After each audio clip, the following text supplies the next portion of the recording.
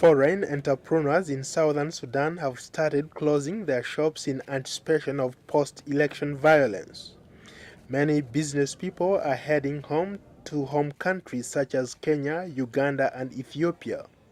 John Muturi has been selling second-hand clothes in Juba with his wife since arriving from Kenya. We are afraid because we've seen elections are never predictable.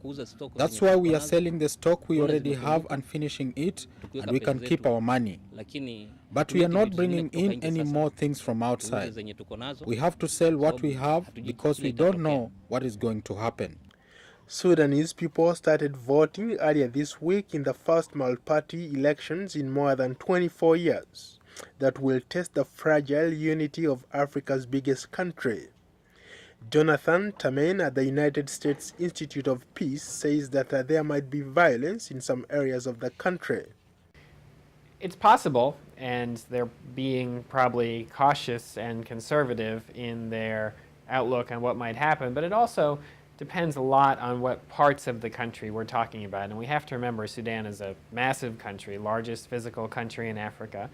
And what might happen in Khartoum is very different than what might happen in Juba compared to what might happen in Darfur or other places in between. Juba became a budding area of commerce following the 2005 peace deal. Ezekiel Gatkuth, head of mission, Government of Southern Sudan, says that there is no cause for alarm and reassures business people that they can stay in Juba. Business should continue as usual because this is something that you can do and you can go back to your business. It should not affect any function of business. We are appealing to all of them. They should not worry.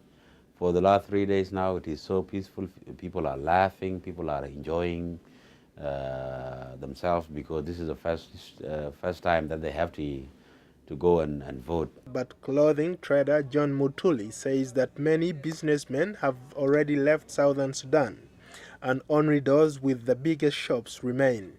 But some foreigners are not looking to leave. Eritrean Hatawi Abraham works in a Juba hotel and says, like many Sudanese, he hopes this election will have a positive impact rather than lead back to conflict. Actually, I've been here for 1 year. Until now, thank God, nothing happens, and the security is quite okay.